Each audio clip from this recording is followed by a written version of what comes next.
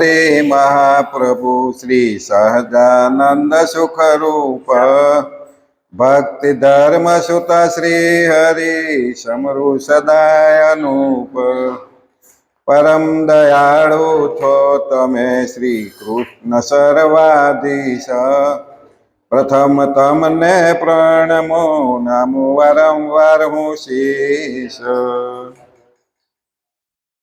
વર્ણવેશ રમણીય દર્શનમ મંદહાસરુચિરામ નનાંબુજમ પૂજિતમ સુરનરોત્તમય મૃદા ધર્મનંદન અહમ વિચિંતયે મુખં કરોતિ વાચાલં પંગુલંઘયતે ગિરિમ યત્કૃપાતમહં વંદે સહજાનંદ સ્વામિનમ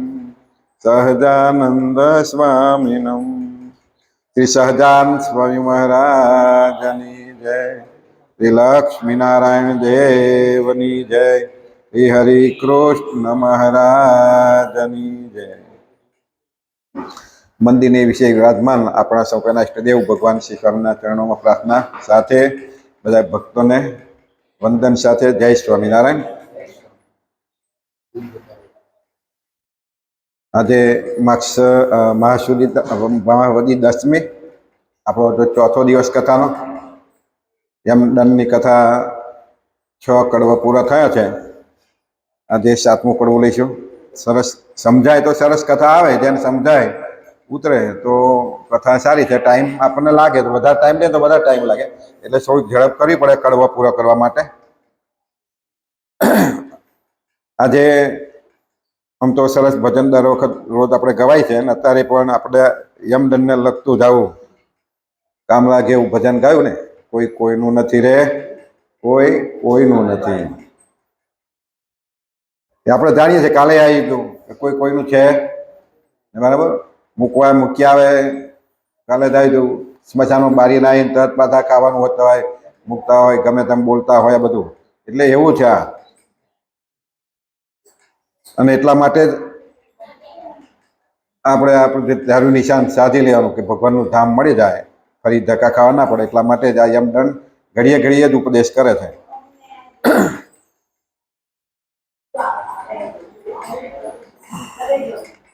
છ કડવા પૂરા થયા ને કાલે, અને 7મો આવ્યા.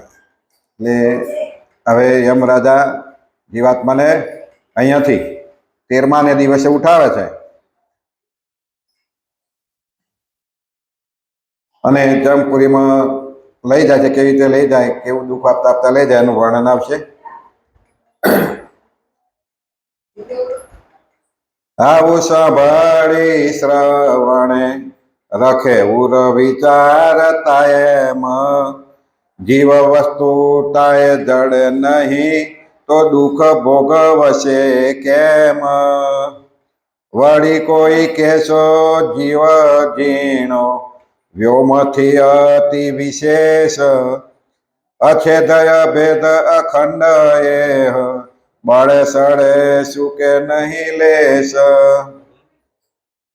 સ્વામી કહે છે કે શ્રવણે સાંભળો. હવે કોઈ એમ વિચારતા હોય જીવ વસ્તુતા જડે નહીં. આ જીવ જડે આપણને કોઈ ડૉક્ટરને કે આપણને કોઈ હાથમાં આવે ખરો આવતા હોય તો લઈને પકડી રાખે, તો લઈને બીજાને મૂકી દે.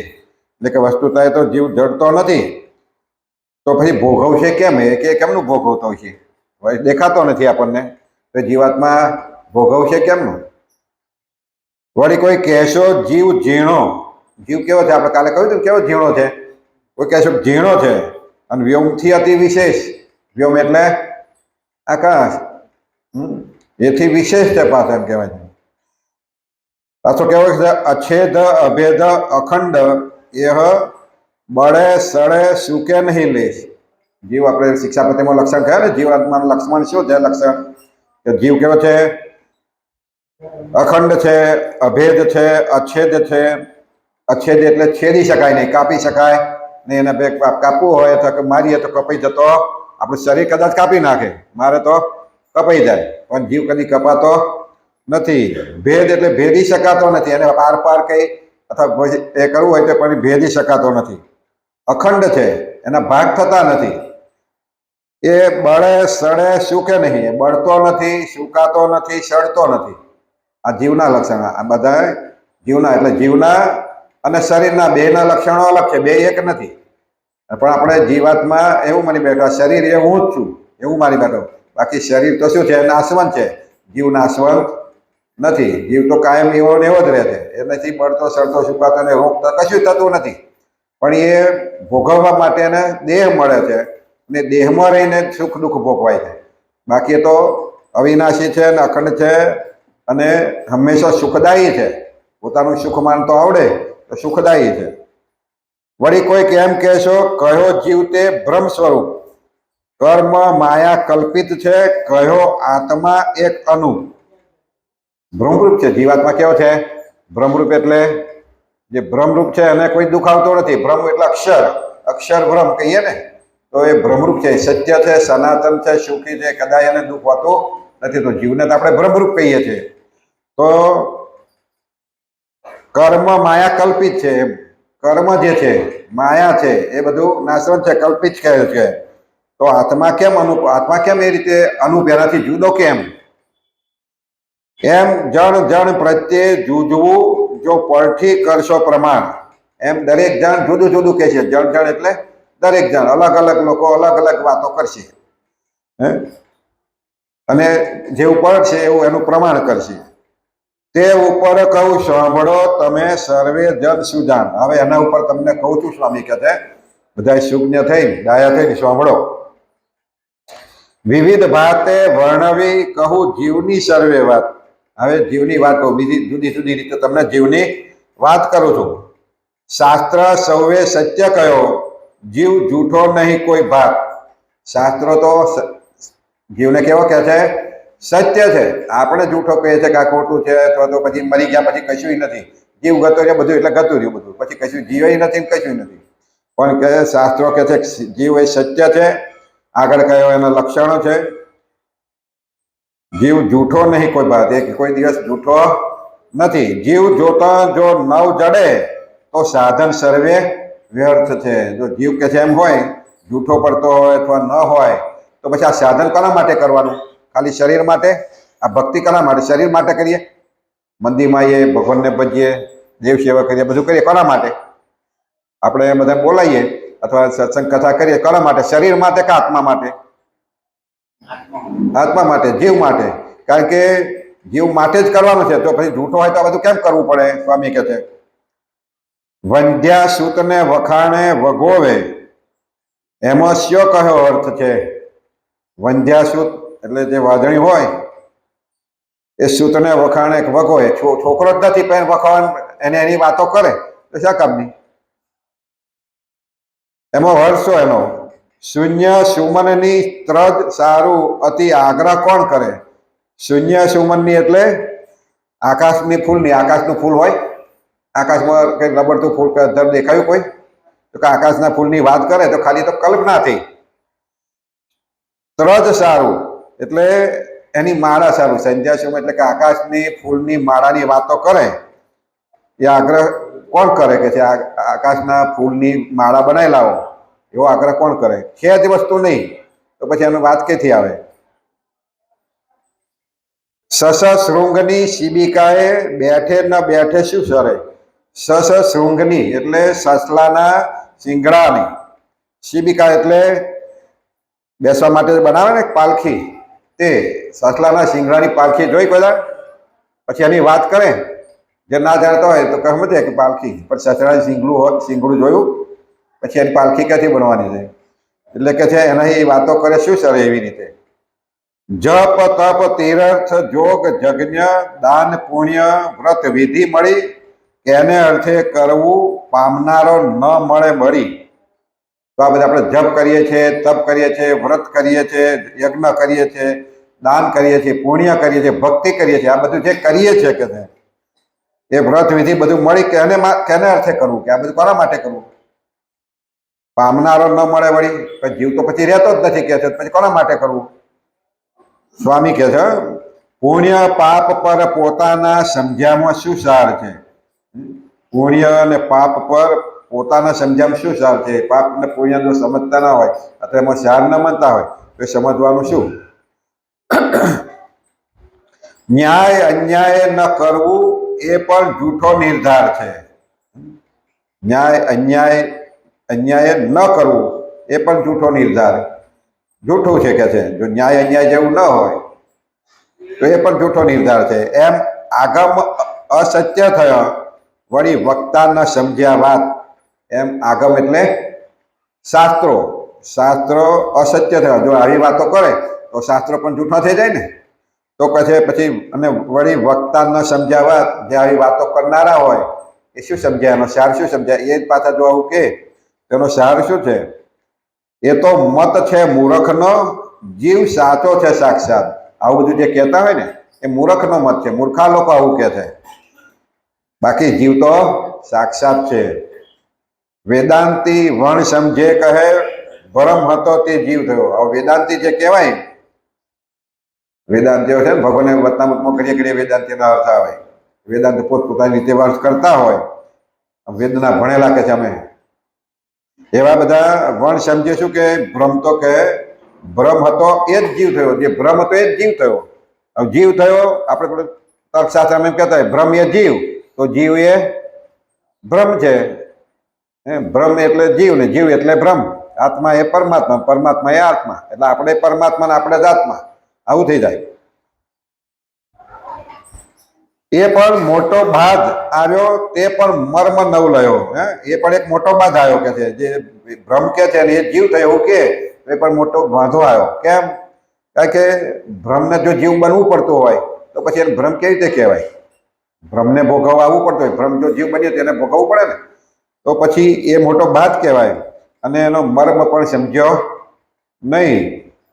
અછેદ અભેદ અખંડ એ અક્ષર ભ્રમ કહેવાય છે. અને એ ભ્રમ કેવો કહેવાય છે? જીવાત્મા પણ છે. એટલા માટે જીવાત્મા વડે ભ્રમ સ્વરૂપે ભગવાને કહ્યું વતનામૃતમાં કે ભ્રમ સ્વરૂપે વર્તવું. હું ભ્રમ છું એવો ભાવ રાખવો. ભ્રમ છું એટલે શરીરનો ભાવ દૂર થઈ જાય. હું ભ્રમ છું એવો ભાવ લઈએ આપણે. ભ્રમ એટલે અક્ષર સ્વરૂપ. તો એ કેવો છે? અછેદ છે, અભેદ છે, અખંડ છે. અને એને અક્ષર ભ્રમ કહેવાય છે. તેમાંથી આ જીવ ક્ષર્યો એ કહેવાનો કોઈ ન્યાય છે? એમાંથી આ જીવ ક્ષર્ય એમ કે આગળ કહ્યું ને કે અક્ષરમાંથી જીવ ઉત્પન્ન થયો, એટલે એમાંથી ક્ષર્યો એટલે પેદા થયો, ઉત્પન્ન થયો એમ કહીએ.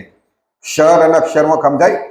અક્ષર કોને કહેવાય? જે ક્ષરનો જેનો ક્ષય થતો નથી, ક્ષય થતો નથી, એને અક્ષર કહેવાય. અને જેનો ક્ષય થઈ જાય, વિનાશ થઈ જાય, એને ક્ષર કહેવાય. ક્ષર અને અક્ષર એટલે ભગવાનનું ધામ છે અથવા ભગવાનના જે મુક્તો છે બધા, એ બધા અક્ષર સ્વરૂપ છે. એનો કોઈ દિવસ નાશ થતો નથી. જીવને જ્યારે ભ્રમ માનો છો ત્યારે એ પણ અક્ષર સ્વરૂપ થઈ જાય છે, કારણ કે જીવનો નાશ થતો નથી. પણ આ શરીર છે નાશવંત છે, તો એ અક્ષર છે, એ ક્ષર છે, એટલે એને ક્ષર કહેવામાં આવે છે. એટલે તેમાંથી આ જીવ ક્ષર એમ કહેવાય, તેનો ન્યાય શું થયો? કારણ કે એનો ક્ષર તો થતો જ નથી અક્ષરમાંથી. વળી ભળશે જીવ જ્યારે ભ્રમમાં, ત્યારે કોઈ દિન ક્ષરશે ખરો? જ્યારે વળી આ ભીવ કે ભળશે અક્ષરમાં એટલે કે ભ્રમમાં, ત્યારે કોઈક દિને ક્ષરશે ખરો? એનો ક્ષય થશે? તો ભ્રમરૂપ થઈ જાય, ભગવાનના ધામને પામી જાય તો એનો ક્ષય થતો નથી, કારણ કે અક્ષરરૂપ થઈ જાય છે. પછી ક્ષરણ સ્વભાવ ભ્રમમાં ખચિત, ત્યારે હર્ષ શોક શાને કરો? ક્ષરણ સ્વભાવ એટલે ક્ષરવાનો જો સ્વભાવ ભ્રમમાં હોય કદાચ અથવા ચોક્કસ, ત્યારે હર્ષ શોક શાને કરવો પડે? હર્ષ અને શોક કેમ કરવો પડે? અક્ષરમાં જ સર્વાનો સ્વભાવ હોય તો પછી હર્ષ શોક થાય નહીં. વળી ઉચ્ચ નીચમાં અવતર્યો જ્યાં સુખ નહીં દુઃખ હતી. અને વળી જે જન્મે છે ત્યારે કઈ અવતરે છે? જન્મ લે છે, અવતાર લે છે, જુદા જુદા દેહમાં લે છે ને. મનુષ્ય, પશુ, પંખી, ગમે તે વૃક્ષ, વેલી, ગમે તેમાં એ રીતે. અથવા તો મનુષ્ય જાતિમાં લે તો એમાંય પાછા આપણે કઈ ઊંચ નીચની જાતિ કહીએ, એમાં પણ કે જે અવતાર અવતર્યો છે. તો જ્યાં સુખ નહીં દુઃખ હતી, અને આ બધા અવતારો જે કહીએ વૃક્ષ, વેલી, બધા ગમે તેમાં, એ બધા સુખ છે ખરું? દુઃખ હતી કે છે, એમાં હતું દુઃખ જ છે. ખર શુકર શ્વાન સૃજવા એવી કેમ આવી મતી? તો પછી જો એક સર એક જ હોત તો પછી આવા બધા ભાગ કેમ થયા? કે ડુક્કર થયો, શુકર થયો, શ્વાન થયો, ઘોડા થયો, આવું બધું જાત જાતનું જે થયું એ રૂપે પેદા થવું એ કેવી રીતે એવી મતી કેમ થઈ? સુખ તજીને દુઃખ લેવું એવું અજ્ઞાની પણ ઈચ્છે નહીં. સુખ તજીને કોઈ દુઃખ લેવાનું ઈચ્છે? અજ્ઞાનીમાં અજ્ઞાની હોય તોય પણ એ દુઃખ લેવા તૈયાર થાય ખરો? ના થાય. એ પણ વાત અસત્ય છે. જીવ સત્ય છે, માનો સહી. એટલા માટે વાત અસત્ય છે કે જીવ એ સત્ય છે, એ વાતને માનવી જ પડશે. વળી પરસ્પર પંચભૂતને નથી વેર બુદ્ધિ વપુ ધારીને. પરસ્પર પંચભૂત કયા? પંચભૂતને નથી વેર બુદ્ધિ વપુ ધારીને. વપુ ધારી એટલે આ શરીર જે ધારે તે, એને પંચભૂતનું આપણું શરીર છે ને, આ બધા આપણા શરીર જે બધું દેખીએ બધા પંચભૂતમાંથી થયું. પંચભૂત કયા?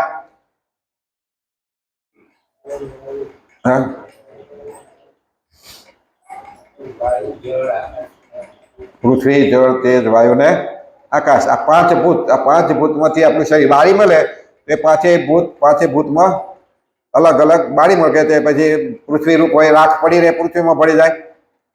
બાળીને જે વરા રૂપે જતું રહે, આકાશમાં જતું રહે. તેજ રૂપ હોય જે તેજમાં ભળી જાય. જળ હોય એ પાણી ભળી જાય, એ જળમાં ભળી જાય. એટલે પતે ભૂત પાછા પોતપોતાના એમાં તત્વમાં ભળી જાય છે.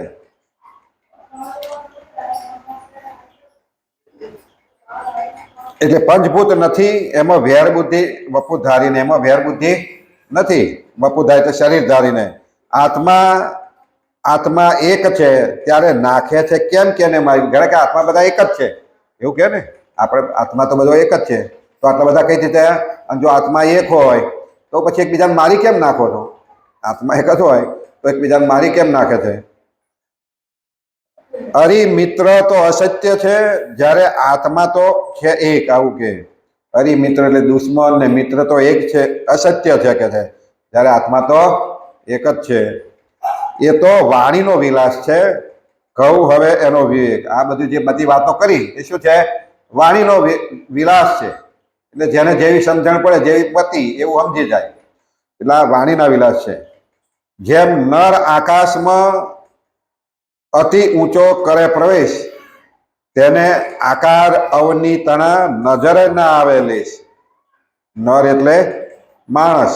આકાશમાં જેમ અતિ ઊંચો પ્રવેશ કરે એટલે અત્યારે તો વિમાન બેસીને જઈ શકે ને, આવે તો, અથવા ઉડીને જાય આકાશમાં, જેમ જેમ ઊંચો જાય એમ એને આકાર અવની તણા. અવની એટલે પૃથ્વી પરના જે બધા આકારો દેખાય છે આપણને, એમાં દરિયા દેખાય કે સમુદ્ર દેખાય, પછી વસ્તુ દેખાય, પદાર્થ દેખાય, વૃક્ષો દેખાય, આ બધાય અવની ઉપર કેવા લાગે છે? નજરે ન આવે.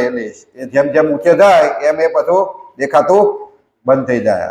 જેમ ઊંચે જઈએ પેલા નાના થવા મળે, નાના થાય પછી એટલે જેમ જેમ ઊંચા જાય એમ બિલકુલ દેખાતું. બધી આખી પૃથ્વી એક જ સરખી લાગે કે પૃથ્વી જ છે ખાલી, એવું દેખાય. પણ અવની પર એ છે ખરા, નથી અસત્ય આકારે. એ કઈ આકાર અસત્ય નથી.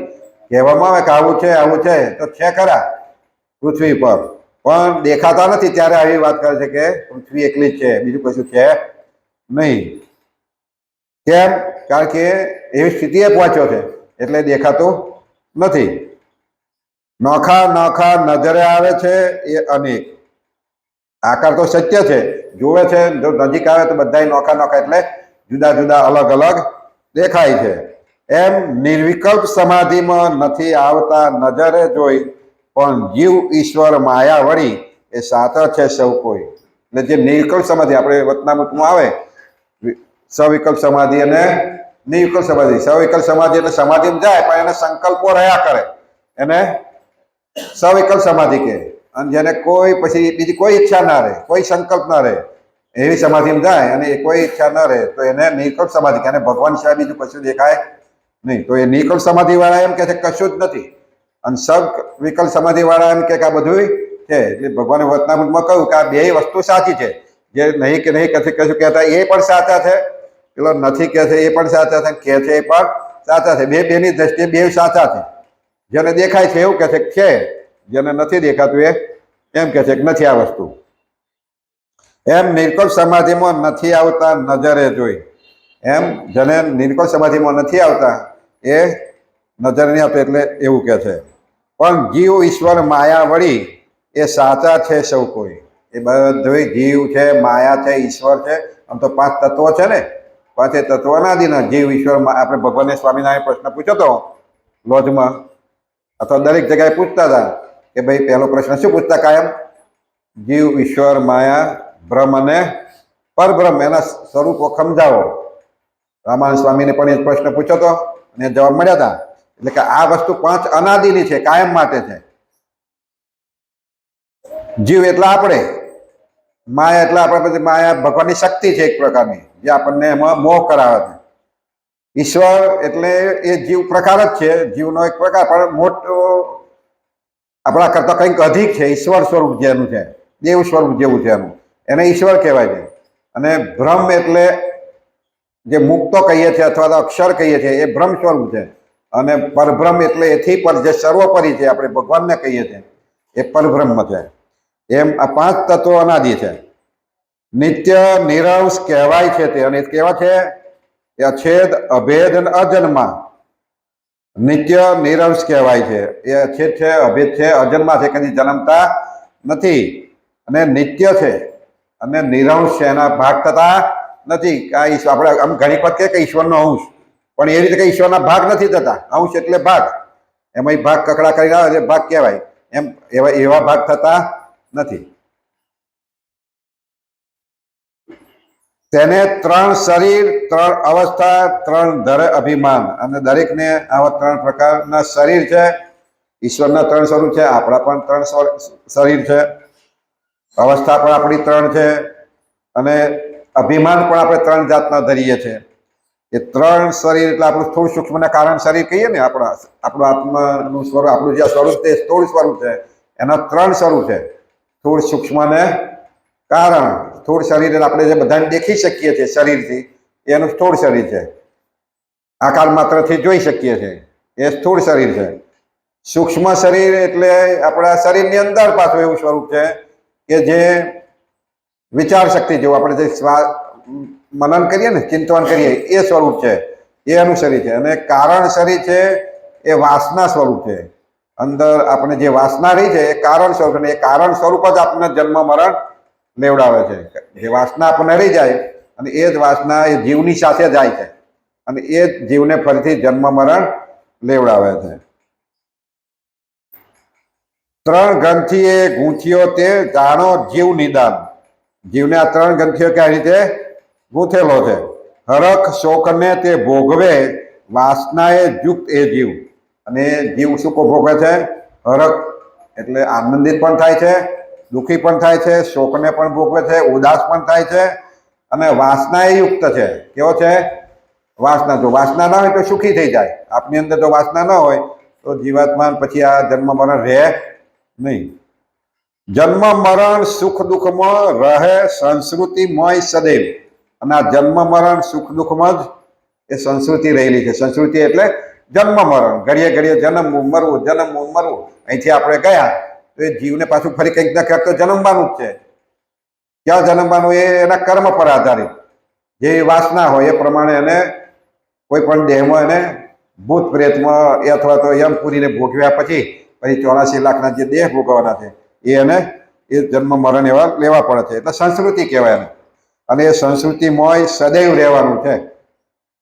એટલે સંસ્કૃતિ એટલે જન્મ મરણ જ એને કાયમ, જ્યાં સુધી મુક્તિ નથી થતી ત્યાં સુધી એને જન્મ મરણ થયા કરે છે.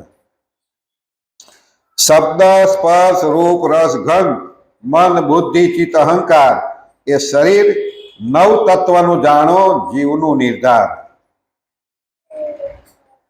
પેલા શું કહે? 5 વિષય કયા ને? શબ્દ, સ્પર્શ, રૂપ, રસ, ગંધ. આ 5 વિષયો એની જે ઇન્દ્રિયો છે એ તત્વ છે. મન, બુદ્ધિ, ચિત્ત, અહંકાર, અંતઃકરણ છે. આ 4 પેલા 4 5 વિષયના જે ઇન્દ્રિયો છે અને આ 4 અંતઃકરણ છે. એમ 9 શરીર તત્વનું જાણો જીવનું. આ શરીરના 9 તત્વો કયા છે? સ્વપ્નમાં જે જાય આવે મૂર્તિમાન શરીર, સ્વપ્નમાં જાઓ, સ્વપ્ન થાય તો આપણું મૂર્તિમાન શરીર પહોંચી જ જઈએ છીએ. આમ થોડી દેરથી આપણે આમ નહીં પહોંચતા લાગતા, પણ બાકી એના શરીર આપણે પહોંચી ગયા એવું લાગે કે નહીં સ્વપ્નમાં?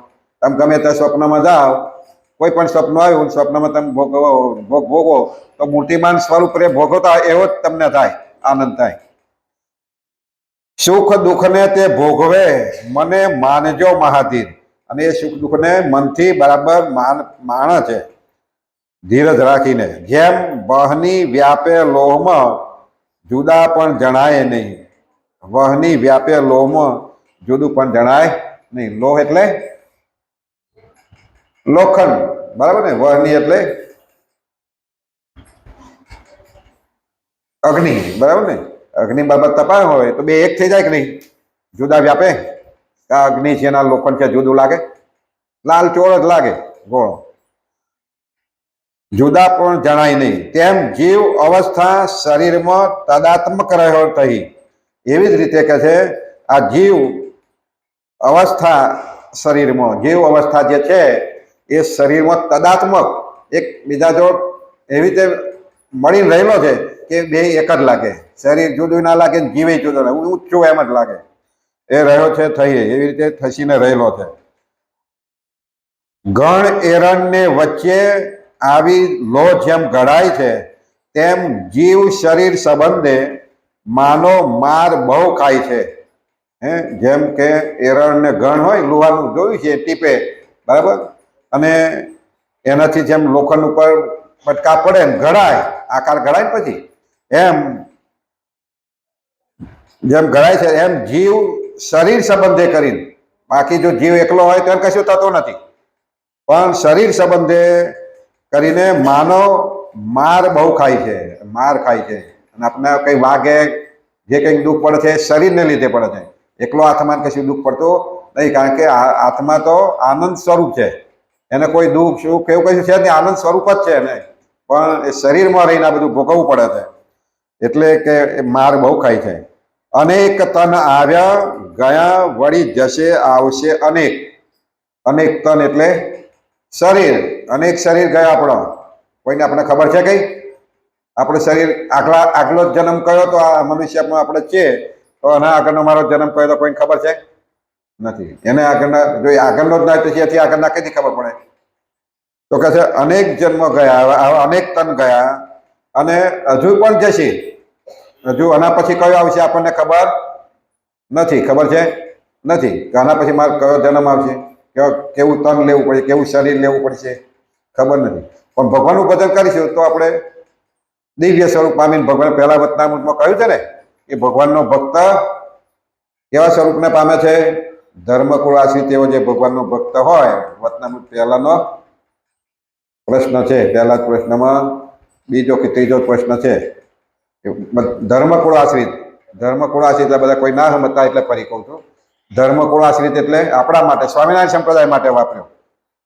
બીજા બધા પોતાની રીતે પોતે સાચા છે, પણ આપણા સ્વામિનારાયણ સંપ્રદાયમાં ભગવાન પોતે બોલ્યા કે ધર્મકુળ આશ્રિત એટલે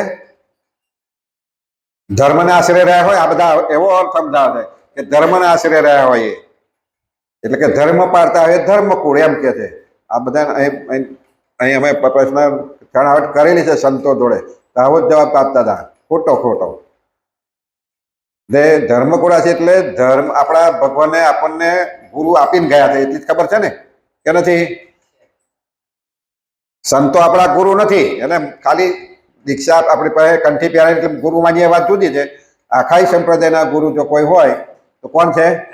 આચાર્ય મહારાજ. બે આચાર્યો સ્થાપીને ગયા છે આખા ભારત દેશમાં. બે ભાગ પાડી, અમદાવાદથી ઉપર છે કાશ્મીર કન્યાકુમારી સુધી અમદાવાદ દેશ ગણાય, અને ત્યાર પછી નીચેથી છે આપણે રામેશ્વર અને કન્યાકુમારી કહીએ ને, ત્યાં સુધીનો આપણો વડતાલ ભાગ ગણાય. એમ એ બે ભાગના બે આચાર્યો બનાયા પોતાના કુળમાંથી, એટલે કે પોતાના ભાઈના દીકરા લઈને બે પુત્રોને દત્તક લીધા.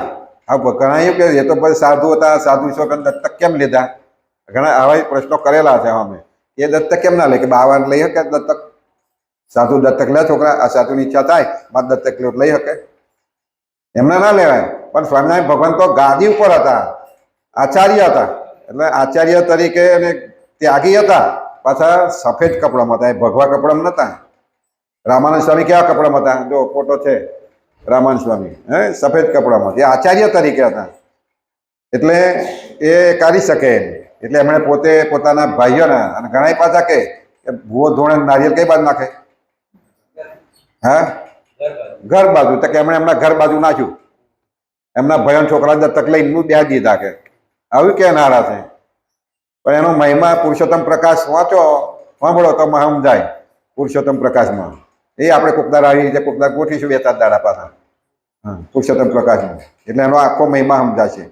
તો ભગવાને દત્તક એટલા માટે કે એમનું કુળ એક તો પોતાનું ધર્મદેવ પિતા કોઈ સામાન્ય માણસ નતા, તો અક્ષરધામના મુક્તો હતા ને બધા.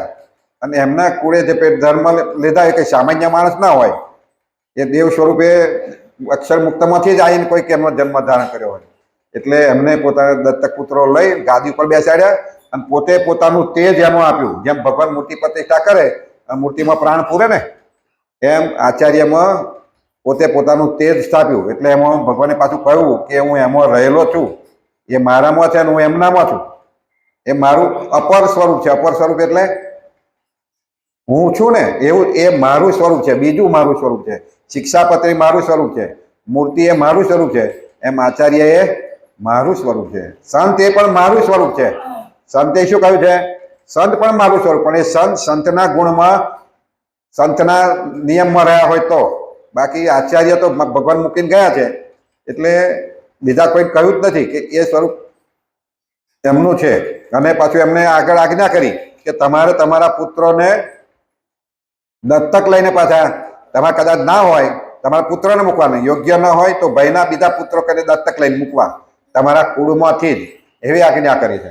અને એ પ્રમાણે આપણે વંશ પરાવંશ અત્યારે આચાર્ય પ્રથા ચાલે છે. પણ આપણે ખોટા બધા ભળવાઈ ગયા, જાણતા ના હોય એટલે આપણને બબડાઈ દીધા બધા. એટલે જેને મગજમાં પેઠું એ નીકળે નહીં. પણ જો શાસ્ત્રો વાંચીએ તો આપણને ખબર પડે. એટલે આપણે વ્યક્તિમાં કંઈક ખેંચાવાનું નથી, કોઈ વ્યક્તિ પદમાં ગણવાનું નહીં. ભગવાનની આજ્ઞામાં જે વચન છે એને મારીને આપણે ખેંચાવાનું છે. એટલે સાચા ગુરુ તો મૂળ પહેલા આચાર્ય, પછી તમે કોઈ સંત પાસેથી સત્સંગ શીખ્યા હોય, સત્સંગી થયા હોય, એને ગુરુ માનો એ વાત જુદી છે. પણ સાચા ગુરુ તો એના હાથે કંઠી પહેરી હોય તો જ આપણે સત્સંગી કહેવાય, તો જ આપણો મોક્ષ છે. ત્યાં સુધી તમે એના હાથે કંઠી અથવા ગુરુ મંત્ર નથી લીધો તો ત્યાં સુધી આપણો મોક્ષ અધૂરો છે. એવું નહીં કે નરકે જવાશે, પણ એના માટે પાછું આવવું પડશે, હજુ તમારો અધૂરું રહેશે. એટલે આપણે ઘણીવાર કહેલું છે સભામાં, અને ગુરુ મંત્ર ન લીધો હોય તો આચાર્યના મુખે લઈ લેવો. એ પછી કોઈ સ્વામીના મુખે લો ના ચાલે, એના મુખે ગુરુ મંત્ર આલે ના ચાલે. અથવા ઘણા પછી આ બીજા આપણે અત્યારે તો બધા બહુ સામે સંબંધ એના બહુ વાળા થયા છે, એમના બીજા કોઈ સંતો પાસે ગુરુ મંત્ર લઈએ ના ચાલે. ઘણા બીએપીએસ વાળા કે ભાઈ એના મંત્ર પ્રમુખ સ્વામી તો મહંત સ્વામીના મંત્ર લઈ લઈએ તો એ ના ચાલે. આપણા સંપ્રદાયના આપણા બધા સંતો છે એના હાથે ગુરુ મંત્ર લઈએ ના ચાલે. આચાર્યના મુખે જ કર્મ મંત્ર ફૂંકાવવો પડે તો આપણે સાચા સ્વામિનારાયણ કહેવાઈએ. પછી જ આપણો આગળ. એટલે ભગવાને વચનામૃતમાં કહ્યું કે ધર્મકુળ આશ્રિતો જે ભગવાનનો ભક્ત હોય એ જ ભગવાનના ધામમાં જાય છે. પાછું કહ્યું આગળ કે કઈ રીતે જાય છે? તો દિવ્ય દેહને પામે છે. દિવ્ય દેહને પામે છે. પાછું કયું કહ્યું? કોઈ ગરુડ ઉપર બેસીને જાય છે, કોઈ વિમાનમાં બેસીને જાય છે, કોઈ રથ ઉપર બેસીને જાય છે, કોઈ હાથી ઉપર બેસીને જાય છે. અને પાછું હજુ એક સાબિત કરવા માટે ભગવાન પાછું કહ્યું કે એને કોણ દેખે છે? તો કે એને એ જીવાત્મા પોતે જાય એ જ. કાલે કહ્યું એમ જીવાત્મા પોતે જોઈ શકે, અથવા જે સમાધિમાં જઈ શકતો હોય, સમાધિમાં જઈ શકતો હોય એ વ્યક્તિ દેખી શકે કે આ ભગવાન લેવા આવ્યા અને લઈને ચાલ્યા, એ દેખી શકે. એટલે આ રીતે આપણા સંપ્રદાયની રીતિ છે અને સાચી છે, ખોટી નથી. કોઈ મનાતું ન હોય કે ના હોય, જો અમે બેઠા કોઈ ન મનાતું બને નહીં. પણ માનજો, કોઈના કયાથી એકલા હું કહેતો હોય, કોઈ સાધુ કહેતા હોય એકલું માનશો નહીં. વિશ્વાસ જ માનજો, પણ છતાંય આવા શાસ્ત્રોનો ઉપયોગ કરજો તો સાચું ખોટાની ખબર પડે. અનેક તન આવ્યા ગયા વળી જશે આવશે અનેક, દેહી નહીં દેહ વિના એમ સમજી લેજો વિવેક. અનેક આવ્યા ગયા દેહ જશે, દેહી દેહ વિના. દેહી એટલે ભાઈ કશો કોઈ દેહી અને દેહ. દેહી એટલે જીવ, આત્મા, એને દેહી કહેવાય. અને દેહ એટલે એના માટે આ ઘર જે છે શરીર, તો કે દેહી નહીં દેહ વિના. આ દેહી દેહ વિના રહેતો આ જીવ એકલો કઈ અધર પધર ચાલતો જોયો કોઈ? અહીં ફરતો કોઈ જીવ જોયો? આપણે આત્મા કહીએ ભૂત, પણ એ જ્યારે દેહમાં આવે તો એના દેહમાં આવતો દેખાય. એટલે દેહી જે જીવ છે એ દેહ વિના રહી શકતો નથી. એમ સમજી લીજો, વિવેકથી સમજજો બધા કે છે. જેમ ભોયંગ અંગથી ઉતરે કોચડીયો કહું કોટ, તોય અહીં તને આવે નહીં જોને ખાલ ઉતારતા ખોટ. જેમ ભોયંગ અંગથી ઉતરે કોચડીએ કહું કોટ. ભોયંગ એટલે સાપ, નાગ જે કહીએ, કોચડી ઉતારે એમ તોય અહીં તને આવે નહીં જોને ખાલ ઉતારતા ખોટ. ખાલ ઉતારી કરતો એની ખોટ આવે? કોચડી એ કોચડી જ છે. એમ જીવને જાણજો જો તજે તન અનંત. એમ જીવને જાણજો અનંત દેહ તજે તોય પણ એ જીવ છે. ટોટો તોય આવે નહીં મને માનજો બુદ્ધિવંત. એનો ટોટો એટલે ખોટ કઈ આવે એમ નથી, ન્યૂનતા આવે એવી નથી જીવ માટે. એવી રીતે આગમમાં જોઈ કહ્યો જીવ અખંડ, તેને જાલી જાય છે દિયે છે દુષ્કર દંડ. એવી રીતે તમને આ જીવની વાત ટૂંકમાં કઈ આવી આગમમાં, શાસ્ત્રોમાં કયા પ્રમાણે એને જાલી અને દુષ્કર દંડ દેવા માટે લઈ જાય છે. દુષ્કર એટલે આકરો દંડ લેવા માટે ઉઠાવે છે જીવને અહીંથી. આ તન તજતે અંગુષ્ઠ માત્ર થાય ત્રણ તત્વનું તન. આ તનમાંથી કાઢ્યું એટલે એ જીવનું તત્વ જે છે એનું દેહ કેવો બંધાય છે? તો કે તન તજતે અંગુષ્ઠ માત્ર, અંગૂઠા જેવડું એનું શરીર થાય છે, પણ ત્રણ તત્વનું. કાલ કહ્યું હતું ને ત્રણ. આપણું આ શરીર છે કેટલા તત્વનું છે? હમણાં આગળ આવી ગયું પંચભૂત કર 5 તત્વોનું છે. એ જ્યારે આ તત્વ છે 3 તત્વોનું છે. અમે પૃથ્વી ને જળ નીકળી ગયું, તેજ વાયુ ને આકાશનું બનેલું છે, અને એટલા માટે આપણને કોઈ દેખાય નહીં. એ તત્વ દેખાય અંગૂઠા જેવડું જ કહ્યું. અંગૂઠા જેવડું એ શરીર. જ્યારે તમારે ના પાછું જમપુરીમાં કાલ આવ્યું હતું કે જમપુરીમાંથી પાછા આવીને તમારે ચોકમાં બેહાડજે, 12 દિવસ સુધી જોવે તો એ 3 તત્વનું દેહ આવી રીતે આપેલું હોય પણ આપણને દેખાય નહીં. એ આપણને બધાને દેખી શકે પણ આપણે એને દેખી શકીએ. એને બોલવું હોય તો આપણી જોડે વાત પણ ના કરી શકે. એટલે આપણી જોડે વાત ના કરે કે મારું આટલું કરી દેજો, આવું કરો. એ જ્યારે ભૂત થાય શરીરમાં હાજર થાય ને તો બોલે, બાકી ના બોલે. આકાશ વાયુ ને અગ્નિ તેનું રૂપ બંધાય છે જન. જો આ કહ્યું એમ, આકાશ વાયુ ને અગ્નિ અનુરૂપ એનું બંધાય છે. પછી તેને પંડ દેતો વળી વીતે છે 10 દન. એને પંડ દેતો પછી એનું આવી રીતે શરીર બનાવતો 10 દિવસ થઈ જાય છે. જ્યાંથી આવ્યો ને ત્યાર પછી એને બંધાતો 10 દિવસ થાય છે. તેને કરીને થાય છે એક મૂઢા હાથનું તન. એક હાથનું ઠૂઠો હાથ હોય ને એવડું એનું શરીર થાય છે પછી 10 દિવસ પછી. પછી દિન 11 સટ ઉર્મી વ્યાપે શરીર. પછી એને 11મો દિવસ થાય ત્યારે સટ ઉર્મી એટલે જે હરખ શોક તરસ ભૂખ આ બધું એને વ્યાપવા મળે એ આત્માને, એ જે શરીર હોય ને એને. અને એટલે એને દુઃખ પડવા લાગે ને પછી મને ભૂખ લાગી છે, ખાવું છે, પીવું છે, એવું થયા કરતું હોય. અને 12 દિન સુધી રહીને ચાલે 13મે દિન અચીર. એ રીતે 12 દિવસ પછી અહીં રહી અને 13મે દિવસે અહીંથી પ્રવાસ ચાલુ થાય. કઈનો? સંયમીપુરીનો. કઈનો? પેલો તો જેને સંયમીપુરી જવાનો એને 13મે દિવસે શરૂ થાય. બાકી જેને ભગવાનના ધામમાં જવાનું એને પછી 12 દિવસે આવવું ના પડે. કદાચ આવતો જોઈ પણ સુખ શાંતિ ભોગવીને એ ભગવાનના ધામમાં સીધો પહોંચી જાય. પણ જેને સંયમીપુરી જવાનું છે એને કેટલા દિવસ લાગે આવશે હજુ. સંગ ના ચાલી સંપત્તિ ચાલ્યા ભેડા પુણ્ય અને પાપ. હમણાં ભજન ગાવું એવું જ બરાબર કે સારે સંગ ના ચાલી સંપત્તિ. આ બધું કશું રહ્યું પછી આપણે હું હોઉં તમે હો ગમે તે હોય કે મોટા મોટા રાજા હોય કે મોટા મોટા મહંત સંતો હોય પણ એ ભેગું કરેલું કશું રહે એની સાથે રહેતું નથી. એ બધું પડી રહે. અને ચાલ્યા ભેડા પુણ્ય અને પાપ. પુણ્ય અને પાપ ચાલ્યું. આવ્યું તે અધવચ્ચે રહ્યું, આદર્યું તે અધવચ્ચે રહ્યું, વચમાં વિવાહનું 12મું. હા, જે આદર્યું હતું એ બધું વચ્ચે રહ્યું. વિવાહનું રહ્યું, 12મું રહ્યું, બધું રહ્યું. મન શુભો મનમાં રહ્યો થયું ચાલવાનું કારમું. જે મનમાં મનસુબા કર્યા હતા એ બધું મનમાં રહ્યું અને ચાલવાનું કેવું રહ્યું? એકદમ અચાનક આઘાત લાગે એમ ચાલવાનું થયું. હાથ ઠાલે ને ભૂંડે હાલે જીવ ચાલ્યો જંપુર માર્ગે. પેલા કેવા હાથે? ખાલી હાથે અને ભૂંડે હાલે જીવ ચાલ્યો જંપુરના માર્ગે. અણ તોડ્યા દુઃખ આવ્યા કહીએ ક્યાં લગી. આવા અણ તોડ્યા વગર વિચારા ના ધાર્યા હોય એવા દુઃખ આડા આવ્યા. મનુષ્ય લોકથી 86 સહસ્ત્ર યોજન 303 દક્ષિણ દેશમાં સંયમીની પૂરી વારી વસુધા વચ્ચે ધરણ.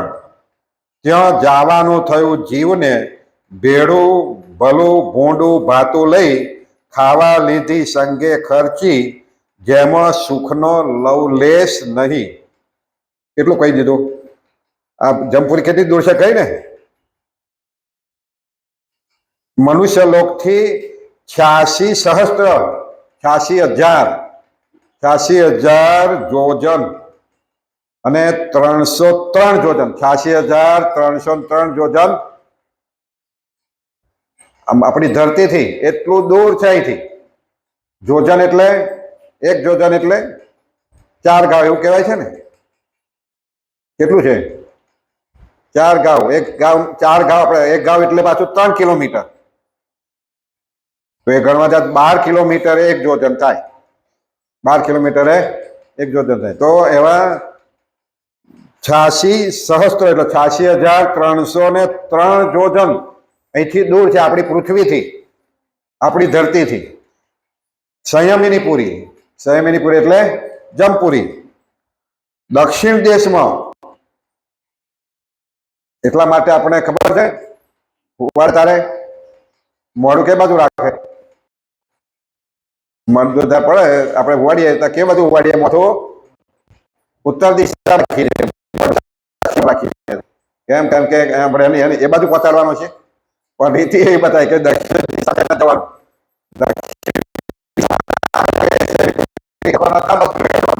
પણ જવાનું એ બાજુ.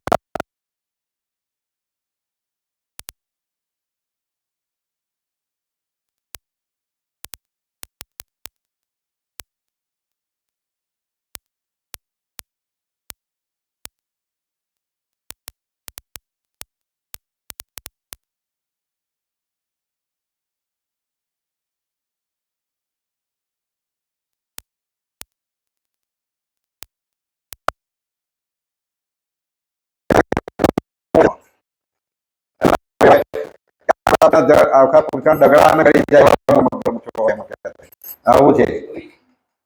અને એની વચ્ચે આ સંયમી નગરી આવેલી છે. ત્યાં જવાનું થયું જીવને ભેડું ભલું ભૂંડું ભાતું લઈને. પછી એને ક્યાં જવાનું થયું? ત્યાં જવાનું થયું ભલું ને ભૂંડું ભાતું જે મળ્યું જે કર્યું એ લઈને જવાનું થયું. ખાવા લીધી સંગે ખર્ચી જેમાં સુખનો લવલેશ નહીં.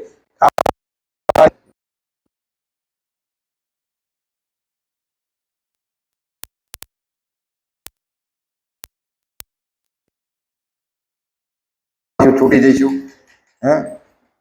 5-5 લાખ ભેગા કરે તો આપણે આપીએ.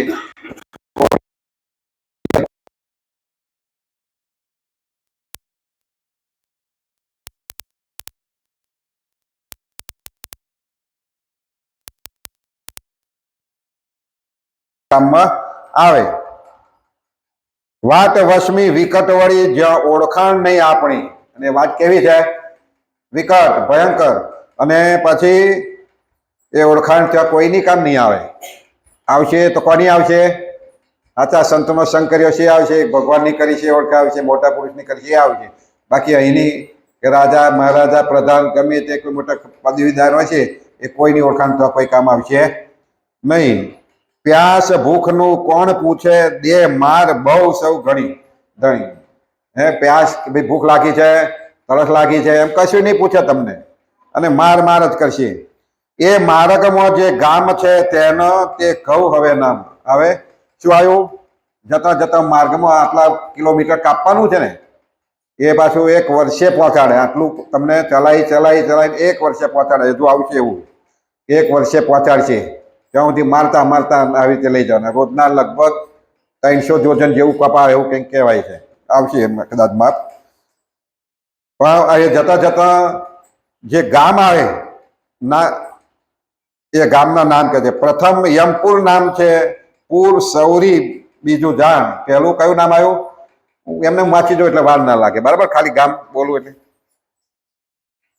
પ્રથમ યમપુર, પછી સૌરી, વરિદ્રપુર, ગંધર્વ ચોથું, શૈલાગ્રામ પાંચમું, ક્રૂરપુર એ છઠ્ઠું, કૌંચપુર એ સાતમું, વિચિત્રપુર એ આઠમું, નવમું પુર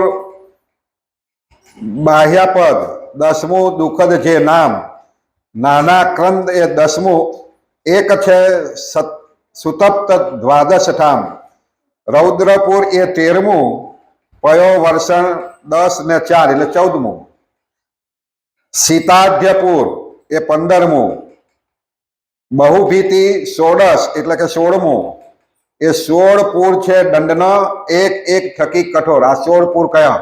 જતા જતા આ 16 નગરીઓ આવે વચ્ચે, છેક પહોંચતા પહેલા વચ્ચે બધા નગરો આવે અને એ બધા કેવા છે? એક થી કઠોર, અગ્ર, બહુ દુઃખ પડે એવા. મંદ ભાગી એ માર્ગે ચાલ્યો, જેણે કીધા કર્મ અતિ ઘોર. અને કોણ ચાલે એ માર્ગે? કોણ ચાલ્યો?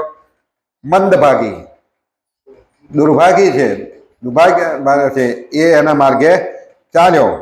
અને હવે જે દુઃખ ભોગવશે સહેશે શરીરે માર, શ્રવણ દઈ સાંભળો કહું કરી વિસ્તાર. સ્વામી કહે છે હવે જતા જતા જે દુઃખ ભોગવશે એ બરાબર કહું છું, કાનથી સાંભળજો. પાછો ન ફર્યો પાપ કરતા કર્યા અગ અતિ અગણિત. અગ એટલે પાપ, અગણિત પાપ કર્યા, પાછો ફર્યો જ નહીં, કહેતોય કોઈ દાડો સાંભળ્યું જ નહીં. તે જીવ ચાલ્યો જમપુરીએ, ભૂખ પ્યાસે ભૂંડી રીત. એ જીવ ક્યાં ચાલ્યો? જમપુરીએ, ભૂખે પ્યાસે. જમદૂતે જોર ઝાલીને નાખી કંઠમાં કાળપાસ. અને પછી તો જમપુરીએ શું કર્યું કે ધમ પછાડ કરતો હોય ને એટલે કાળપાસ એના ઉપર ગળામાં ફાંફો નાખે ને આપણે કૂતરું બધીને જેમ ખેંચીને હેડે એમ ઢેરતા લઈ જાય. આયુધ ઉગામે મારવા બહુ દેખાડે ત્રાસ. અને બીકે એટલી દેખાડે, મોટા મોટા હથિયારો મારે, ઉકા પાડે, મારે ખરા, કાપે ખરા, બધી જાતના દુઃખ આપે અને પોકાર કાઢે, બૂમો પાડે. ભગવંતની એ સમય કહો કરે કોણ વાર. આ પાપીની તે વખતે વાર કોણ ચડે? કોણ એને મદદ કરવા આવે? કરતા બહુ કુકર્મને પાછું વાળી પેખ્યું નહીં. કરતા બહુ કુકર્મને પાછું વાળી પેખ્યું નહીં. કદી પાછું વળીને જોયું? આપણે પાછું વળીને જોયું એટલે આપણે મંદિરમાં આવતા, પણ હજુ ઘણા એવા છે પાછું વળીને જોતા માનવા તૈયાર નથી. આ બધું ખોટું છે એમ છે. એટલે તે વખતે એમને વધારે આવશે. આવું જે બોલતા છે ને એમને તો બરાબર આપશે. અહીં હું નહીં કહેતો, સ્વામી કહે છે ઘડીએ અંધે ધંધે આયુષ્ય ખોઈ કરી કમાણી જો પાપની. અંધે ધંધે એટલે ગમે તેમ વિચારા વિનાનું આડેધડ પાપ કરી અને કમાણી કરી પાપની. અભાગીને માર્ગે સર્વે થઈ છે સંતાપની. અને એ જે કમાણી કરીએ તે બની સંતાપરૂપી, કષ્ટભરી બની. અવળા આચરણ આચર્યો તે ફળ લેતા ફજેતી થઈ. અવળો આચરણ આચર્યો તે ફળ લેતા ફજેતી થઈ. અલ્પ સુખને આશરી કરી ઘણી ઘાત. અલ્પ સુખારું એને ખાલી એક સામાન્ય આ સુખારું, આ જગતનું સુખ કેટલું? પછી 50-100 વર્ષ જીવે એટલું, એથી વધારે કોઈ આપણે લાખ વર્ષ જીવવાના? અને લાખો ને કરોડો વર્ષ જીવનારા થઈ ગયા પણ તોય મૂકીને ગયા. અને પછીનું જે સુખ છે ને દુઃખ એ તો અનંત ઘણું છે, અનંત યુગો સુધી. આપણે ખગોળ ભૂગોળમાં કહી દીધેલું છે કે માણસનો જન્મ 184માં અથવા યમપુરીમાં ગયા પછી ક્યારે આવી રહે? તો 3.5 કરોડ પ્રાકૃત પ્રલય થાય એટલે કે 3.5 કરોડ બ્રહ્માઓ મરે આ પૃથ્વી એનું રાજ કરી, ત્યાર પછી આપણે આપણો મનુષ્ય જન્મ આવી રહે એમ કહેવાય. અને બ્રહ્માનું આયુષ્ય તો ખબર છે ને, પાછી બહુ વાર યાદ કરાય છે. બ્રહ્માનું આયુષ્ય કેટલું? આપણું કેટલું? 100 વર્ષ, બરાબર? બ્રહ્માનું 100 વર્ષ. પણ બ્રહ્માના 100 વર્ષ અને આપણા 100 વર્ષમાં ફેર. બ્રહ્માના 100 વર્ષમાં એના આપણા 8 અબજ ને 64 કરોડ વર્ષ થાય તો બ્રહ્માનું ખાલી એક દિવસ થાય. બ્રહ્માનો એમનો દિવસ આટલો લાંબો, આપણા 8 અબજ ને 64 કરોડ વર્ષ થાય તો બ્રહ્માનો એક દિવસ થાય. એટલે આ 4 યુગની ચોકડી કહીએ, કળિયુગ, દ્વાપર, સતયુગ, ત્રેતાયુગ, આ 4 યુગની ચોકડીની તો વર્ષ ગણવા જાય 43,20,000. 43,20,000 એવા 1000 વખત જાય તો બ્રહ્માનો એક દિવસ થઈ રહે.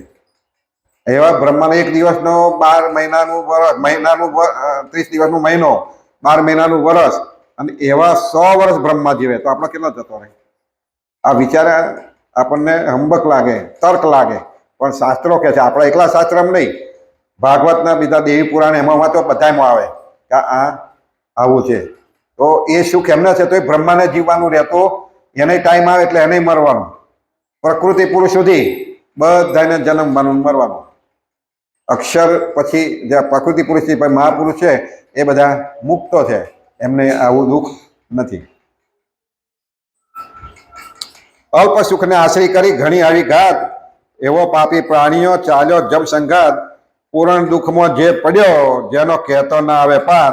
નિષ્કુળાનંદ નીચે કહે સત્ય માનજો વાત. નિષ્કુળાનંદ છેલ્લે છેલ્લે આજ કહી જ જાય છે કે આ વાત સાચી માનજો. એટલે આપણને યાદ અપાવવા માટે સાચી માનજો, કુટુંબ ના માનતા, એમ એટલા માટે ઘડીએ ઘડીએ કહે છે.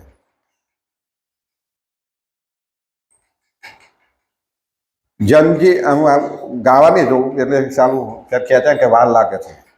જંજીર બંધે બાંધ્યો, મારીને લીધું, એટલે 8મું કડવું શરૂ થાય. હવે જંજીર એટલે ખોખરે બાંધ્યો છે અને બાંધીને મારીને લીધો મોર, એટલે આગળ કર્યો. ડગલે ડગલે દુઃખ ઘણું, નહીં લેવા સુખ કોઈ ઠોર. 247 જોજન જમ ચલાવે છે નીત. જો આવ્યું 247 એટલે 250 જોજન મળે સામાન્ય, 250 જોજન રોજનું ચલાવે. ચાલતા ચાલતા લઈ જવાના, ચલાય એટલું 250 જોજન એટલે 1000 ગાઉ થયું લગભગ, એવું માનો ને 1000 ગાઉ એટલે કિલોમીટરમાં ગણા જાય તો 3000 કિલોમીટરનું રોજ ચલાવે. અને એ વર્ષે આવી રહી જમપુરી, એટલે રોજ 3000 કિલોમીટર ચલાવે. તો આપણને દેખાતા છે નહીં કોઈ રોજ જતા હોય એવા, દેખાય? દેખાવે ને, આપણે તર્ક કરીએ કે આ બધા તો આવી રીતે લઈને ચલાતા હોય તો કેટલાય જતા છે, તો કોઈ દેખાતા છે નહીં. પણ એ શું કહ્યું કે આ તત્વ શરીર છે એ જે દેખતા હોય ને જ દેખાય, કારણ કે એ તો જતા જ હોય. એ 3 તત્વનું શરીર છે એટલે બીજા કોઈને દેખાય નહીં.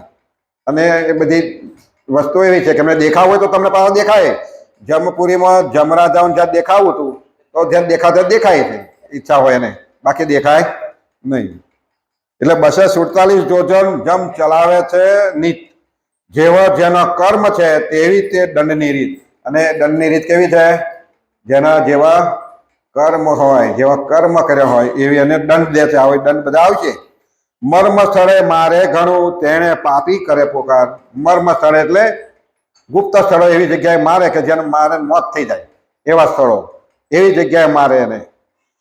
પુણ્ય હીણા પ્રાણી તણી, એ સમય કરે કોણ સાર. પુણ્ય હીણ એટલે પુણ્ય વગરનો, પ્રાણી એટલે જીવ, એની એ સમય કરે કોણ સાર. એ સમયની સાર કોણ કરે? એને પુણ્ય જ નથી એવા પાપીની કોણ સાર કરે, સહાય કોણ કરે? શોધી સંધ્ય શરીરની, ત્યાં માર દિયે મન ગમતી. શોધી સંધ્ય શરીરની, ત્યાં માર દિયે મન ગમતી. દંડ દેવાની રીતને જાણે છે જમદૂત હતી. અને દંડ કેમ દેવાય, કેમ મરાય, એની રીત બરાબર જાણે. કે એને ક્યાં મારીને વધારે દુઃખ પડે, ક્યાં મારીને વધારે દુઃખ એને ખબર છે. એટલે શરીરના હોંધા જોઈને મારે, હોંધા ઉપર જ મારે. તાળવે કપાળે કોણીએ ગોઠણે માર દે ઘણો. છાતી નખ છેદે તેની, થાય પીડા અતિ તણી. બોલો, બધે મારે, છાતી છેદી નાખે, કપાળે મારે, કોણીએ મારે, તાળવે મારે, માથામાં મારે, અને છાતી પણ ફાડી નાખે. પીડા અતિ તે ઘણી, નાસી ભાગી નવ શકે, પડ્યો જમને હાથ. હવે નાસવું હોય, ભાગવું હોય તો પણ જવાતો નથી. દુષ્ટ કષ્ટ કહેવાય કેટલું, અતિ પામે પીડા અનાથ. અતિ કષ્ટ પામે છે. જેમ નર વાનરને બળે ગળે બોંધે છે બંધ. નર એટલે માણસ, વાનરને ગળે બોંધે, બંધ્યો બોંધે ને કર્યા બોંધીને ખેલ કરાવે. તેમ જાય ક્યાં જીવ પાપી પડ્યો જમને પણ, એમ એને ગળે બાંધી દીધો. પછી જાય કહીએ, જેને દીઠે દુઃખ ઉપજે વળી સ્પર્શે જાય પ્રાણ. જેને દેખવાથી જ આપણને દુઃખ થાય. જમનો દર્શન થાય તો આપણને સુખ થાય કે દુઃખ થાય? તો કે જેને દીઠે જ દુઃખ થાય અને વળી સ્પર્શે જાય પ્રાણ. કેમ? કારણ કે મુવાડા કેવા છે? કાલ આવ્યું તું ખુડ્યો જેવા, બરાબર? એ અડે તોય વાગે. તેને સાથે ચાલ્યો અનાથ રે, ઘણું ઘણું ઘસતો હાથ રે. એને સાથે ચાલ્યો હાથ ઘસતો ઘસતો. કરે ઓરતો મનમાં બહુ રે, મારો મારો કરે જમ સૌ રે. એવો મનમાં ઓરતો કરે કે હમણાં કોઈક છોડાવશે, હમણાં કોઈક આવશે, હમણાં આમ થશે, એ મારા ગુરુ આવશે, મારા બાપા આવશે, એમ થાય. એમ ઓરતો કરે, મનમાં વિચાર કરે અને જમ એક બાજુ આલે જ જતા હોય. પડે માથે મુદગર માર રે, કરે હાય હાય ત્યાં પોકાર રે. દઈ દઈ પાપ ન ધારણે, દિયે દુઃખ ઘણું જમરાય. મારે અને એના પાપ યાદ કરાવે કે આ કર્યું તું, તે આ કર્યું તું, આવું કર્યું તું, એ યાદ કરી કરીને મારે.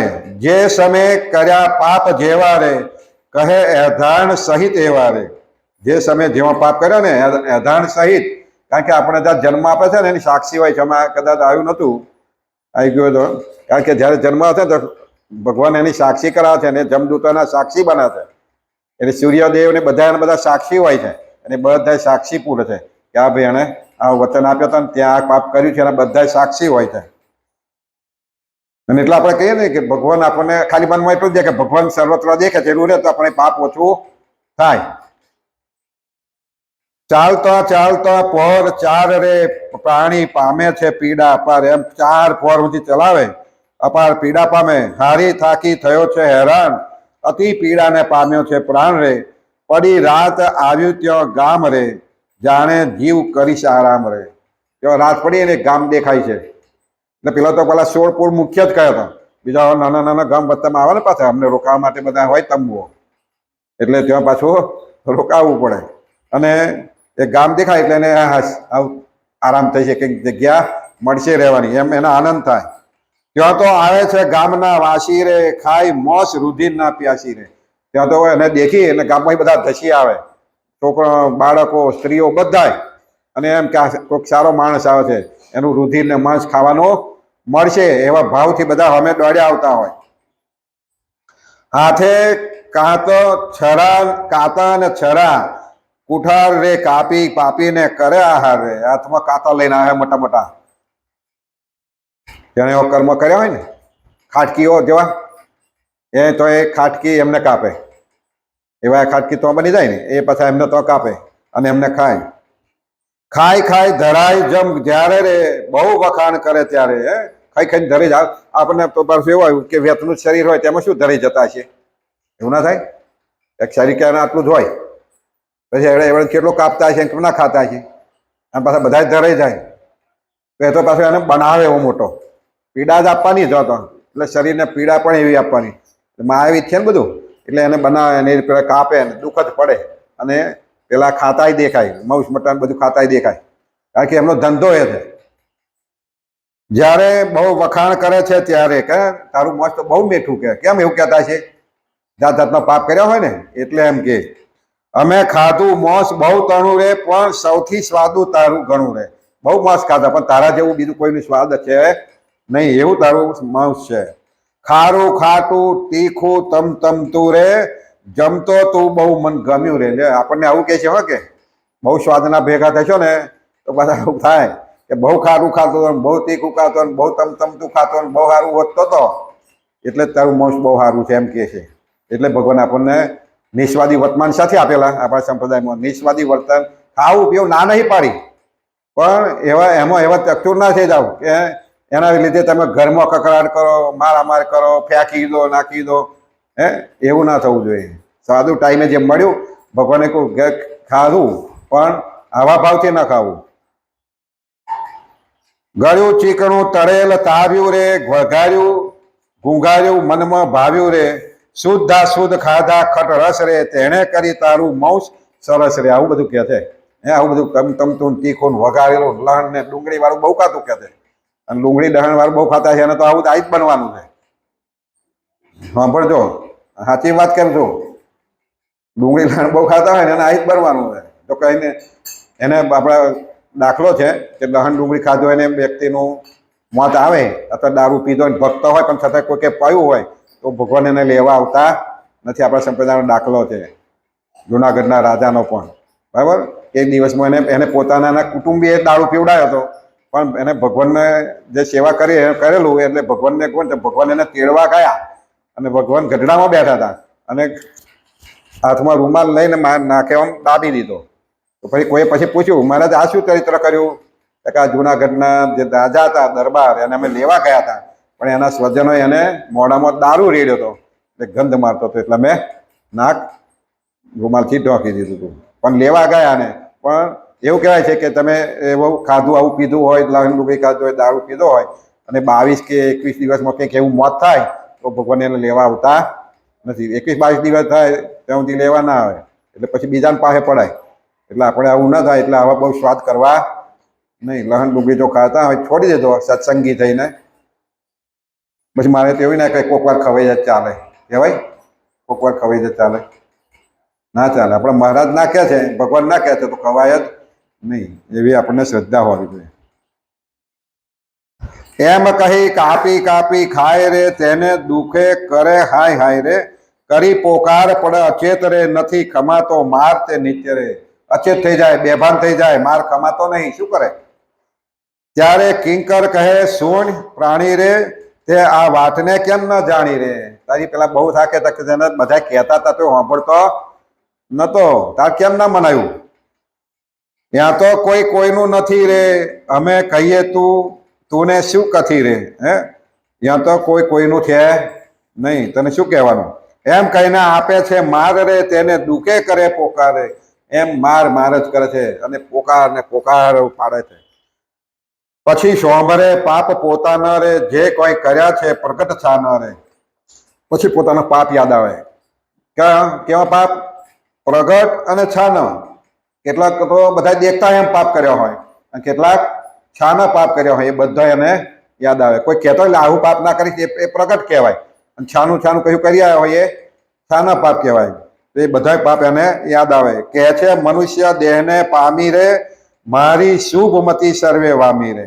આવું બધું કહે છે. પાડ્યો નહીં મેં પવિત્ર ધર્મ રે કર્યા વિકર થઈ વિકરો. પછી ભાન આવે પાછું તે વખતે આ બધું મેં કર્યું જે કહ્યું એ માન્યો નહીં અને આ રીતે ખોટા કર્મ કર્યા.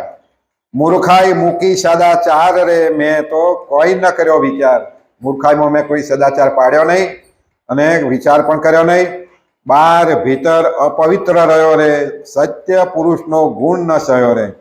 બહાર એટલે બહારની રીતે અને અંદર એટલે અંદરથી મનથી કોઈ દિવસ પવિત્ર રહ્યો અપવિત્ર જ રહ્યો.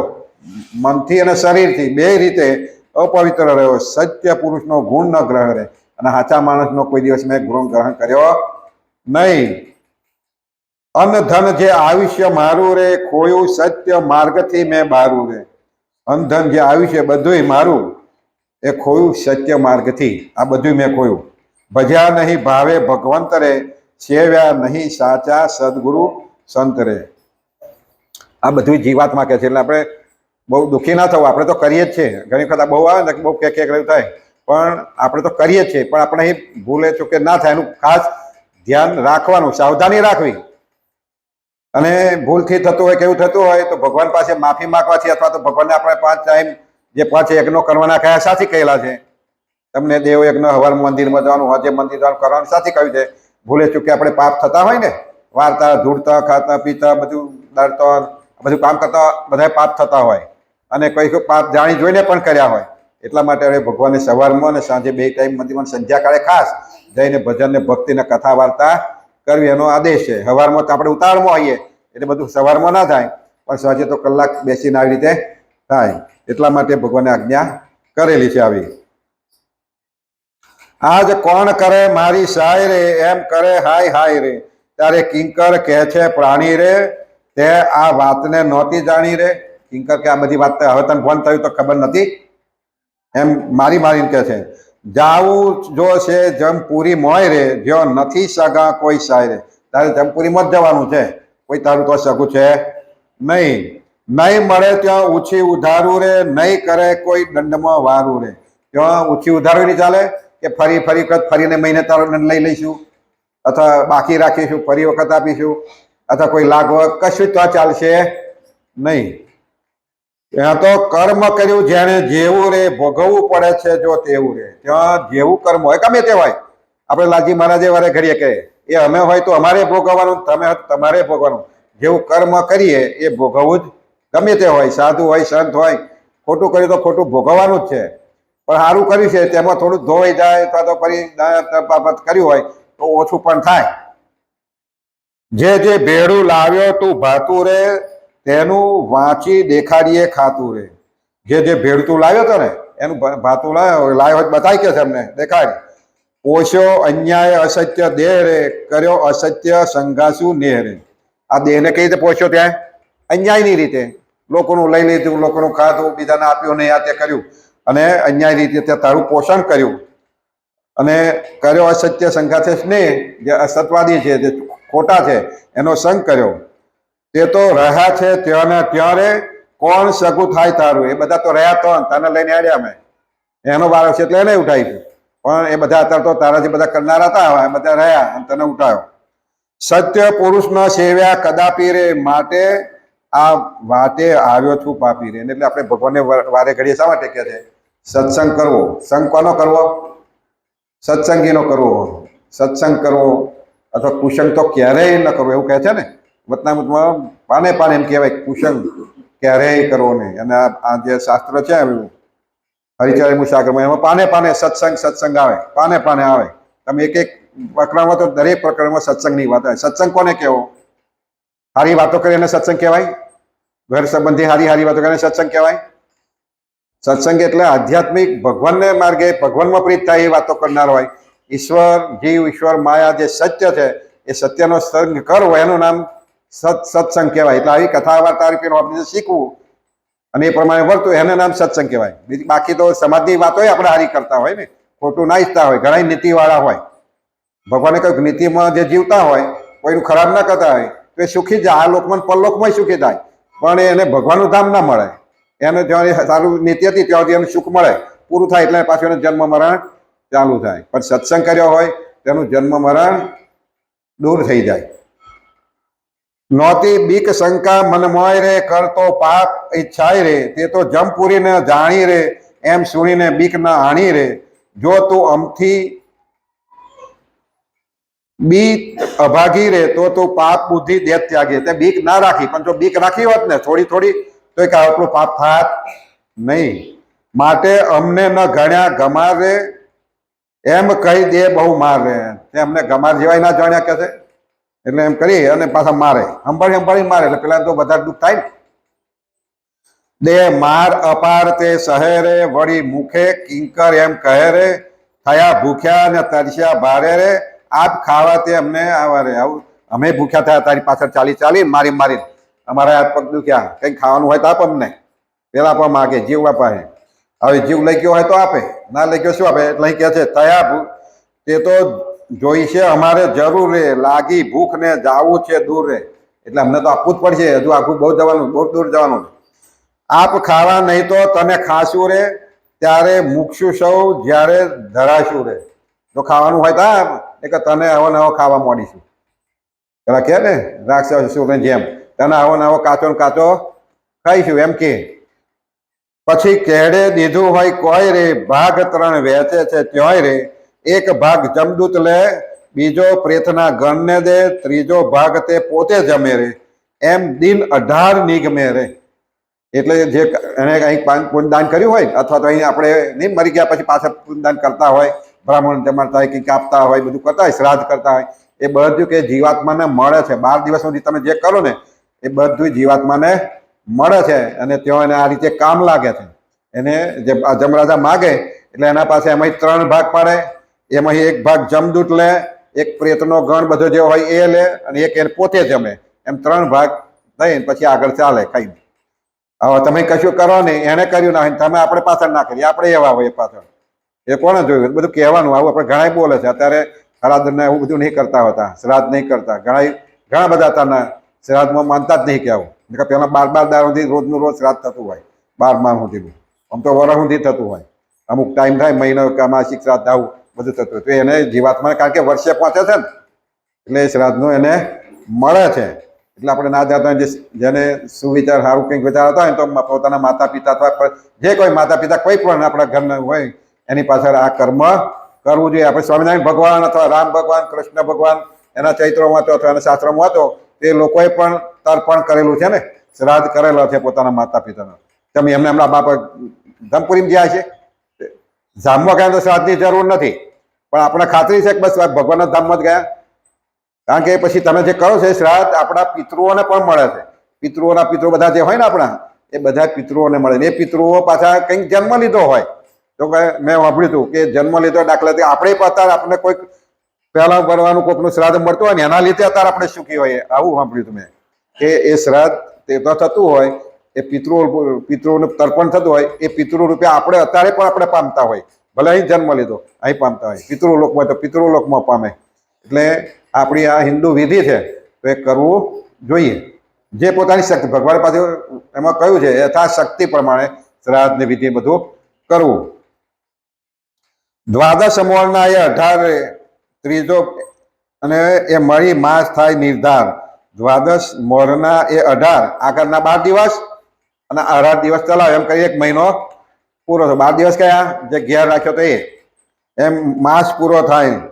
રાત દિવસ ચાલે દડી ડોટેરે, ચડ્યો જમના દૂતની ચોટેરે, ભૂખ પ્યાસે પીડાણો છે અતિરે, મહા દુઃખે મૂંઝાણી છે મતિરે, થયો બપોયો ફોર્મ ન રહી રે, નિત્ય માર શકે કેમ રહી રે, ત્રાહી તોબા કરી 30 દન રે, અતિ કષ્ટે કર્યા ઉલ્લંઘન રે. આવી રીતે 30 દિવસ અતિ કષ્ટ વેઠીને ઉલ્લંઘન કર્યું. તઈ આવ્યું યમપુર જે રે, ત્યાં પહોંચ્યો એ પ્રાણીઓ. મહિના પછી એ જમપુરી આવી ત્યાં પહોંચ્યો. એમાં પ્રેત વસે છે જો ઘણા રે, બહુ ભયંકર બિયામણા, ત્યાં પુષ્પભદ્રા નદી તટ રે, એક અતિ વિસ્તાર છે વટ રે. એનું વર્ણન આવ્યું. ત્યાં પુષ્પાભદ્રા નામની નદી છે અને એના પર એક મોટો વડ છે કે છે. ત્યાં બેઠા છે પ્રેતના બાળ રે, દેખી જીવ આવે તત્કાળ રે. એ ત્યાં બધા રાહ જોઈ રહ્યા છે કઈ થઈને કોણ જાય એને પકડીએ, અને આટલામાં જીવ દેખાય એટલે બધા હવામાં દોટ મેલે પકડવા. કાપી કાપી કલેવર ખાય રે, વળી ગયા અંગે અળગા અંગ થાય રે, કાઢી લઈને એનું કલેજું રે, પછી મારે તીર કરી વેજું રે. પછી એનું કલેજું કાપે નિશાનો મારે બાણડામાં અને એને કાઢે કાપે અને એનું કલેજું ખાય. દે દુઃખ દયા નહીં દલ રે, પામે દુઃખ સુખ નહીં પલ રે, તને તપે છે તાપ વિષમ રે, પ્રલય કાળના સૂરજ. એક બાજુ તો પાછો તાપ તપતો હોય, સૂર્ય બાર સૂર્ય તપતા હોય એવો તાપ લાગે, તપી તપીને હેરાન થઈ જાય.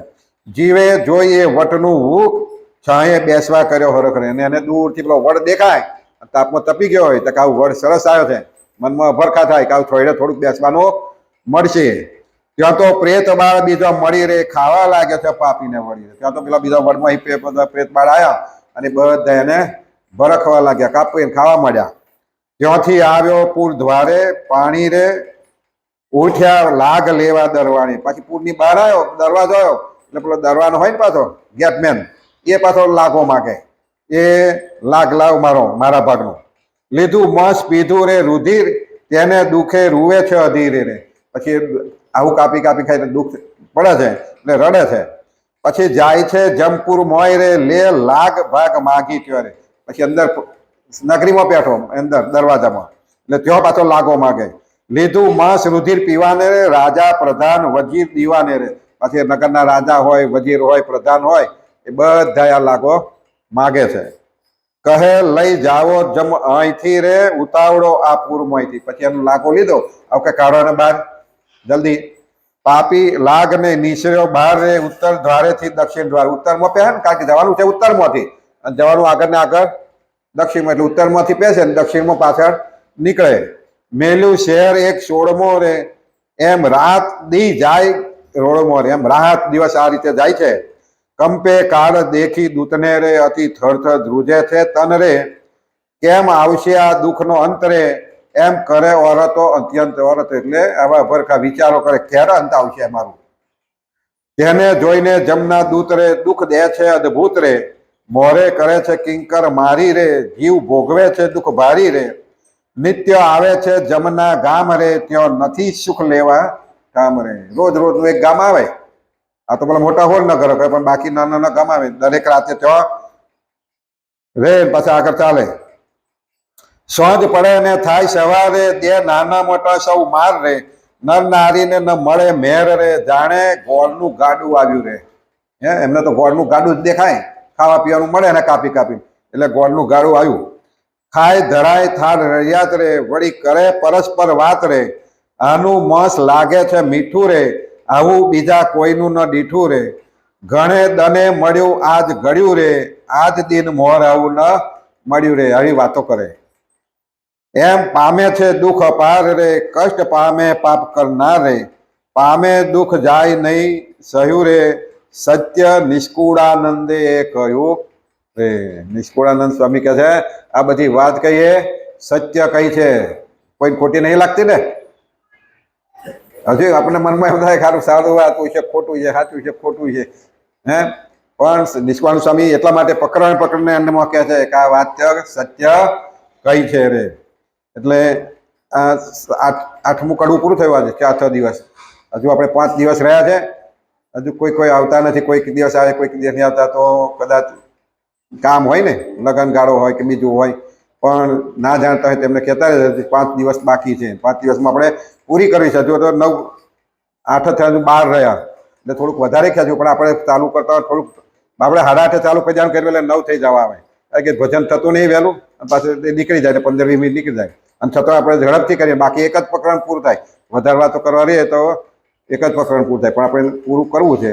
કદાચ જો પછી રહી જશે તો એક જ પ્રકરણ પછી આપણે છેલ્લે વધારે એક દાડ લઈ લઈશું, પણ પૂરું કરીશું. બરાબર ને? કારણ કે થોડું બાકી નહીં મૂકીએ. એટલે બહેનોમાં પણ કાલે બહુ બહેનો ઓછો દેખાતો હતો, કદાચ પ્રસંગ હોય લીધે, પણ ના જાણતા હોય એમને પણ કહેવું. અને બને ત્યાં સુધી બધા અંદર વધારે બેસો ને, પગે ત્યાં સુધી બેઠા, કદાચ બહાર સંભળાતું ના સંભળાતું હોય તો અંદર જગ્યા ઘણી હોય છે. બધા બેસો ને તો વધારે મજા આવે લોકોને સાથે, અને સંભળાય પણ ખરું. અને જે એવા ના આવતા હોય એમને પણ કહેજો, હજુ 4-5 દિવસ બાકી છે. અને પછી શનિવારે શાકોત્સવ પણ છે. શાકોત્સવનો પણ બધાએ કીધા તો બહાર સભાનો લાલજી મહારાજ આવશે, સંતો આવશે, એનો લાભ લેવાનો છે. એટલે શાકોત્સવમાં બધા સ્પેશિયલ નોતરા નહીં હોય, આપણે સત્સંગી છે એટલે નોતરા છે સમજી અને એમાં ભાગ બધાએ લેવાનો.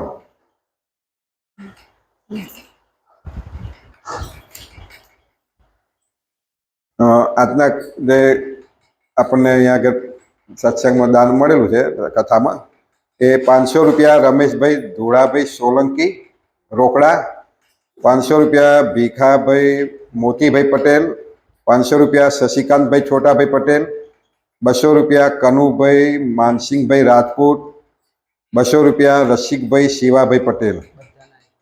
એટલે આ બધા આવી ગયા છે. આગળ લખેલા છે, કોઈક 2-3 બાકી હોય તો તમારે ધ્યાનમાં રાખજો. અને આ બધા જે નામ લખે છે ને, અને અમે પુરુષ હોય તો પોતાના ઘરના બાળકો હોય, સ્ત્રીઓ હોય તો એમને કહેવું, સ્ત્રીઓ બહેનો હોય એમના પોતાના પુરુષો અથવા તો પોતાના બાળકો એમને પણ કહેવું. તો આ સરસ લાભ લેવાનો ફરી નહીં મળે ઘડીએ, આવી વાતો મળશે નહીં. અને આવું કહેનારે બહુ ઘડીએ ઘડીએ નહીં કહેનાર ચોખ્ખું હોય એવું. બરાબર ને? જેવું છે એવું કહેશું. એટલે